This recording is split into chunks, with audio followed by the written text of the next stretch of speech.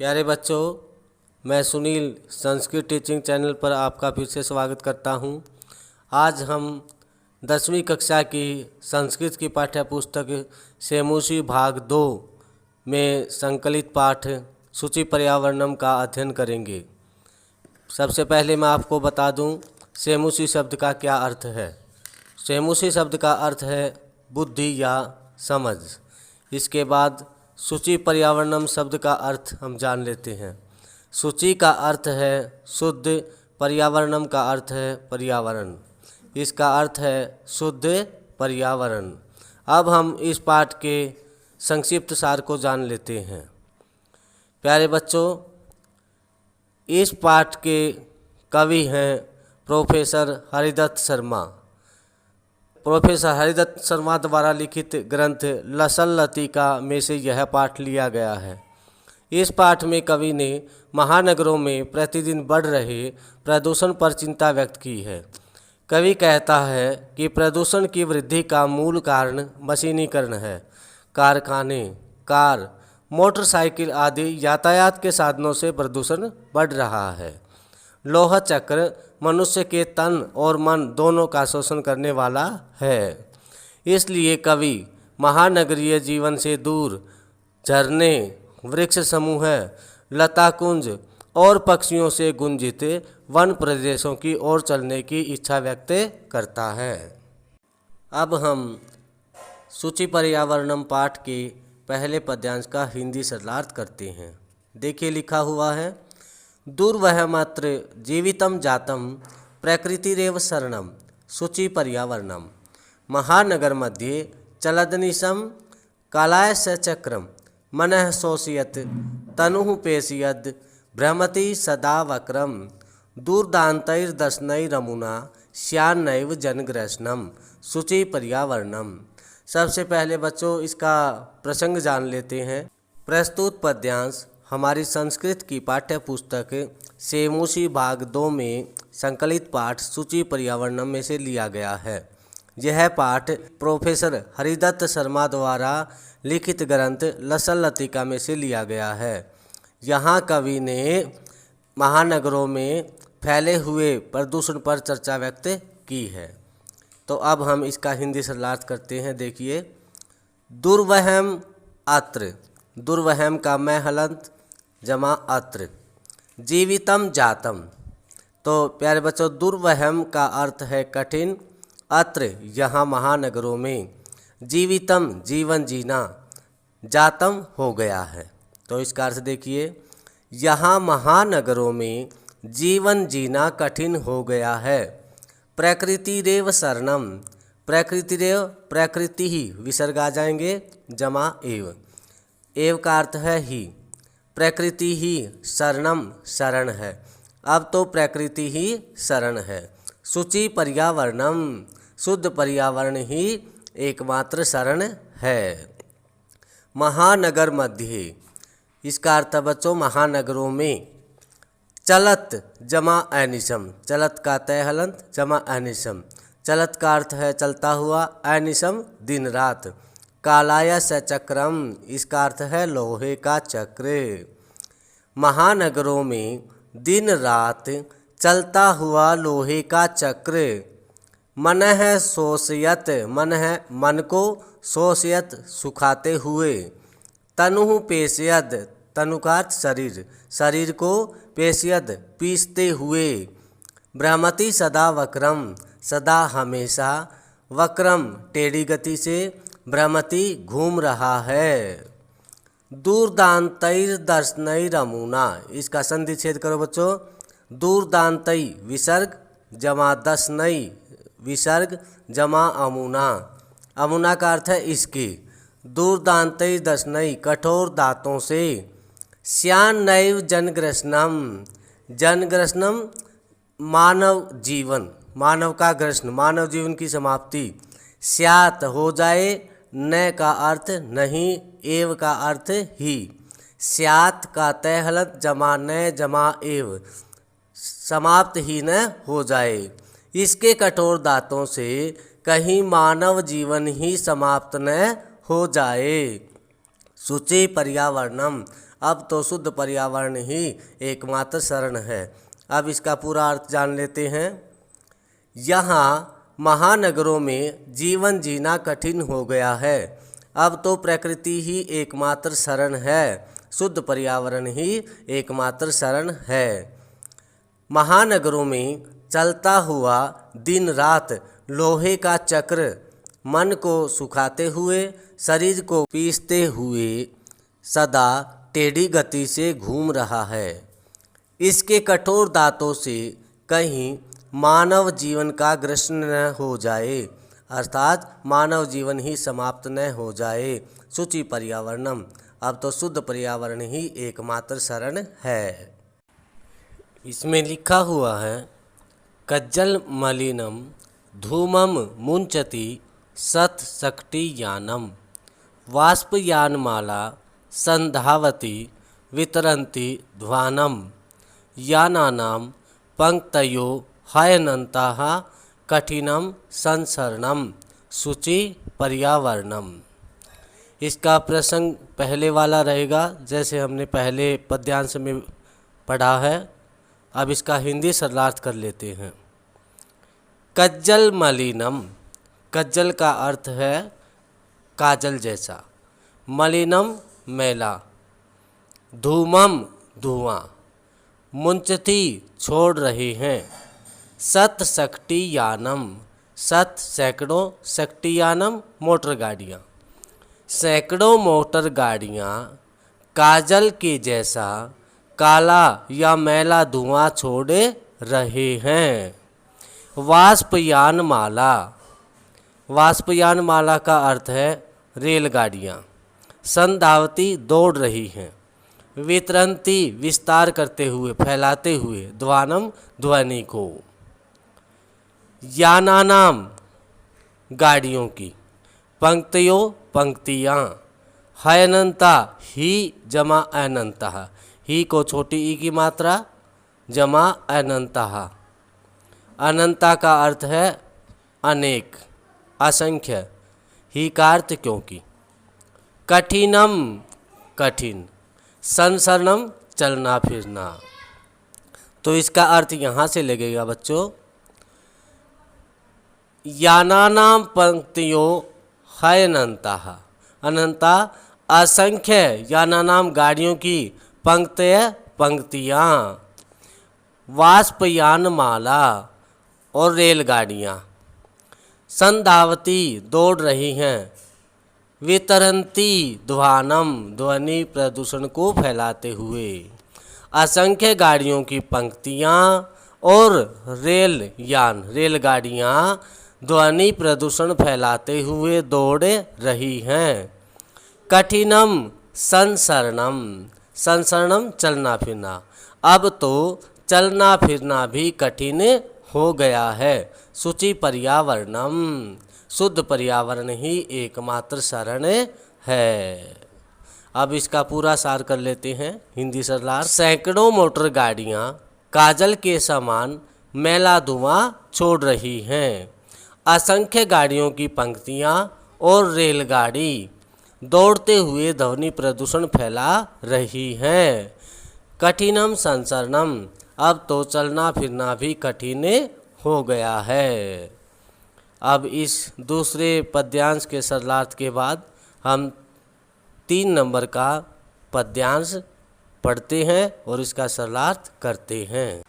देखिए लिखा हुआ है, वायुमंडलम भृशम दूषितम न हि निर्मलम जलम कुत्सित वस्तु मिश्रितम भक्ष्यम श्यामलम धरातलम करणीयम बहिरंतर्जगति तु बहुशुद्धिकरणम।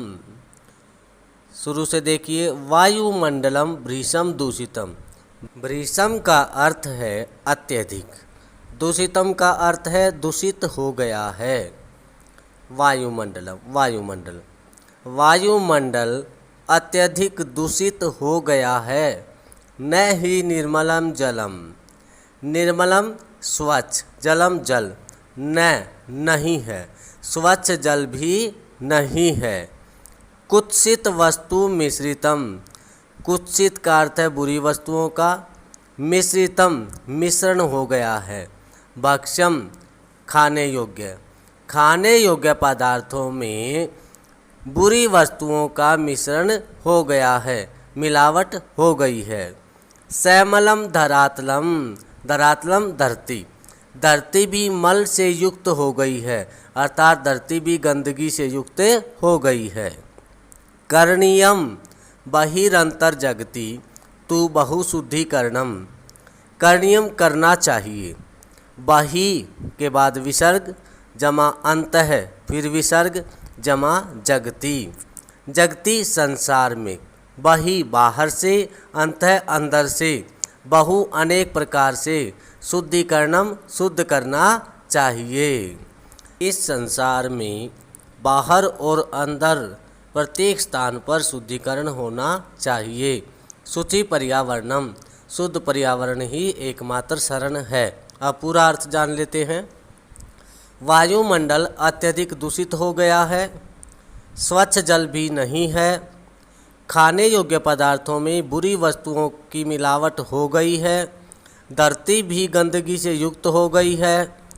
इस संसार को बाहर और अंदर हर स्थान पर शुद्धिकरण की आवश्यकता है, इसका शुद्धिकरण होना चाहिए। अब तो शुद्ध पर्यावरण ही एकमात्र शरण है। अब हम पद्यांश नंबर 4 का हिंदी सरलार्थ करते हैं। देखिए लिखा हुआ है, कंचित कालम नये मामस्माद नगरात बहुदूरम प्रपश्यामि ग्रामांते निर्झर नदी पयःपुरम एकांते कांतारे क्षणमपि मे स्यात् संचरणम शुचि पर्यावरणम। देखिए शुरू से, कंचित कालम, कंचित का संधिच्छेद कम का महलंत जमा चित हो जाएगा। कालम, अब कंचित का अर्थ है कुछ और कालम का अर्थ है समय, कुछ समय के लिए। अब कवि इसमें इच्छा व्यक्त करता है अपनी कि नय ले चलो, माम मुझे, माम का महलंत जमा अस्मात जमा नगरात, अस्मात का तहलंत और जमा नगरात, यानी माम जमा अस्मात जमा नगरात, माम मुझे, अस्मात इस, नगरात नगर से, बहुदूरम बहुत दूर, मुझे कुछ समय के लिए इस नगर से बहुत दूर ले चलो। प्रपश्यामि, प्र उपसर्ग है यहाँ पर, पश्यामि दृश्य धातु का उत्तम पुरुष एक वचन है। प्रपश्यामि देखूंगा, ग्रामांते, ग्राम जमा अंते, ये संधिच्छेद हो जाएगा, गांव के अंत में, गांव की सीमा पर, निर्झर झरने, नदी और नदियाँ, पयःपुरम जल से भरे हुए, मैं गांव की सीमा पर जल से भरे हुए झरने तथा नदियों को देखूंगा या देखना चाहता हूँ। एकांते कांतारे, एकांते एकांत स्थान पर, कांतारे का अर्थ वन में, यानी एकांत वन में, क्षणमपि, क्षणम का महलंत जमा अपि, क्षणमपि एक क्षण, अपि का अर्थ भी, एक क्षण भी, में मेरा, स्यात् हो जाए, संचरणम चलना फिरना, एकांत स्थान या एकांत वन में एक क्षण के लिए भी मेरा चलना फिरना हो जाए। शुचि पर्यावरणम, अब तो शुद्ध पर्यावरण ही एकमात्र शरण है। पूरा सरलार्थ देख लेते इसका। कवि अपनी इच्छा व्यक्त करता है कि कोई मुझे कुछ समय के लिए इस नगर से बहुत दूर ले जाए, मैं गांव की सीमा पर जल से भरे हुए नदियां और झरने देखना चाहता हूँ। एकांत वन में क्षण भर के लिए भी मेरा चलना फिरना हो जाए। शुचि पर्यावरणम, अब तो शुद्ध पर्यावरण ही एकमात्र शरण है। अब हम पद्यांश नंबर 5 को पढ़ते हैं। हरित तरुणाम ललित लतानाम माला रमणीया कुसुमावली समीर चालिता श्यान में वर्णीया नवमालिका रसालम मिलिता शुचिरम संगमनम शुचि पर्यावरणम। हरित तरुणाम, ये षष्ठी बहुवचन है। हरित का अर्थ है हरे, तरुणाम वृक्षों की, यानी हरे भरे वृक्षों की। ललित लतानाम, ललित का अर्थ है सुंदर, लतानाम लताओं की। माला पंक्तियाँ, रमणीया सुंदर हैं। हरे भरे वृक्षों तथा सुंदर लताओं की पंक्तियाँ बड़ी सुंदर हैं। कुसुमावली ही समीर चालिता, कुसुमावली फूलों की पंक्तियाँ। समीर चालिता, समीर होती है हवा, हवा के द्वारा चालिता हिलाई गई, हवा के द्वारा हिलाई गई फूलों की पंक्तियाँ या फूलों की पंक्तियों का श्यान हो जाए में मेरे द्वारा वर्णिया चुनाव। हवा के द्वारा हिलाई हुई फूलों की पंक्तियों में से मेरे द्वारा चुनाव हो जाए, मैं उनमें से फूल चुन सकूं। नवमालिका रसालम, रसालम आम का वृक्ष। मिलिता मिलन, नवमालिका नई बेल या नई लता, नई लता का आम के साथ मिलना, मिलिता मिलना। रुचिरम बड़ा सुंदर है, संगमनम उनका साथ, उनके साथ मेरा घूमना या मुझे बहुत अच्छा लगता है। तो इसमें स्पष्ट करता है, पूरा अर्थ ले लेते हैं शुरू से। हरे भरे वृक्षों तथा सुंदर लताओं की पंक्तियाँ बड़ी सुंदर लग रही हैं। हवा के द्वारा हिलाई गई फूलों की पंक्तियों में से मेरे द्वारा फूलों का चुनाव हो सके। नवमालिका रसालम मिलिता रुचिरम संगमनम, आम के साथ नई बेल का, नई लता का मिलना मुझे अच्छा लगता है। रुचिरम संगमनम, और उनके जो मिलना है वो बड़ा ही सुंदर है। शुचि पर्यावरणम, शुद्ध पर्यावरण ही एकमात्र शरण है। अब हम पद्यांश नंबर 6 को देखते हैं। देखिए लिखा हुआ है, आई चल बंधो खग कुल कलरव गुंजित वन देशम, पुर कलरव संभ्रमित जनेभ्यो धृत सुख संदेशम, चाक चिक्य जालम नो कुर्यात जीवित रस हरणम। देखिए यहाँ कवि कहीं वन देश में, वन स्थान में चलने की इच्छा व्यक्त करता है। आई अरे, चल चलो, बंधो बंधु, अरे बंधु चलो। खग कुल कलरव, खग पक्षी, कुल समूह है, कलरव शोर, गुंजित गूंजते हुए, वन देशम वन स्थान पर, वन में, पक्षियों के समूह के शोर से गुंजित वन देश में, वन स्थान पर। अरे बंधु, पक्षियों के समूह के शोर से युक्त वन स्थान पर चलो। पुर कलरव संभ्रमित, पुर होता है नगर, कलरव शोर, संभ्रमित घबराए हुए, जनेभ्यो लोगों के लिए, धृत सुख संदेशम सुख का संदेश धारण करने वाला।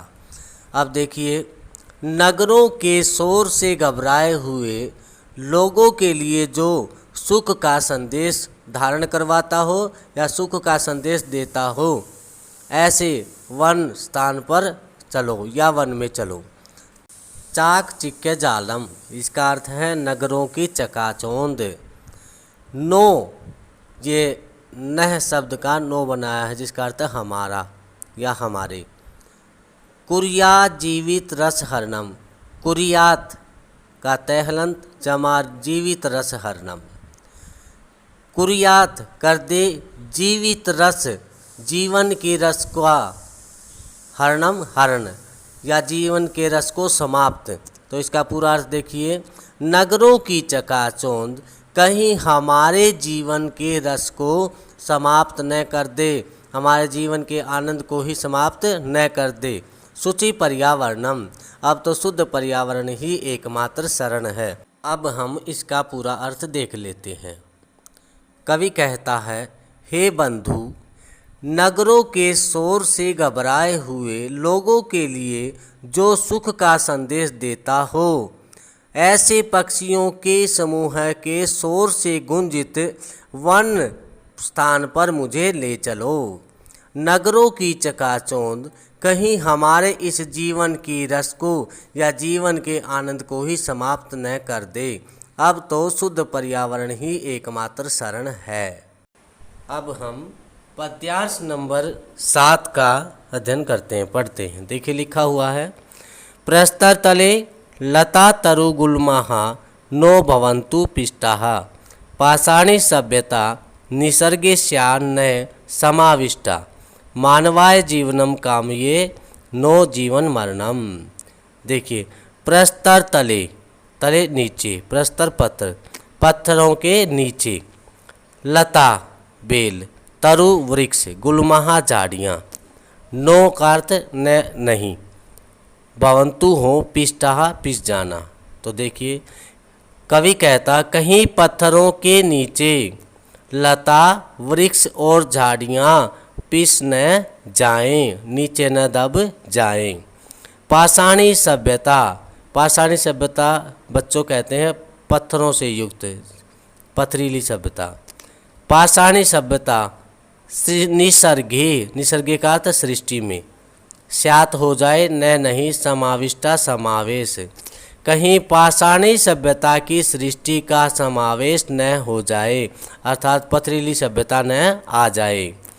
मानवाय जीवनम कामये, कामये कामना करता हूँ, इच्छा करता हूँ कि मैं तो मानवाय मानव की जीवनम जीवन की कामये इच्छा करता हूँ, न नहीं जीवन मरणम उनकी मृत्यु की नहीं, कि मैं तो मानव के जीवन की इच्छा करता हूँ, मरण की नहीं। अब पूरा अर्थ देख लेते हैं। कवि कहता है कहीं पत्थरों के नीचे लता वृक्ष और झाड़ियाँ पिस न जाएं, कहीं पाषाणी सभ्यता की सृष्टि का समावेश न हो जाए।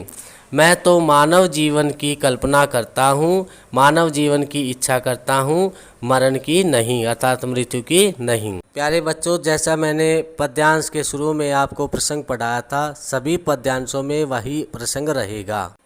अगले भाग में हम इस पाठ के अभ्यास का अध्ययन करेंगे। प्यारे बच्चों, अगर आपको हमारी ये वीडियो पसंद आई है तो आप सब्सक्राइब का बटन दबाएं, बेल आइकन का बटन क्लिक करें और ऑल नोटिफिकेशन पर क्लिक करें। इसके साथ ही वीडियो को शेयर करें, लाइक पर क्लिक करें। आगे भी हम इसी प्रकार की वीडियो बनाते रहेंगे। थैंक यू, धन्यवाद।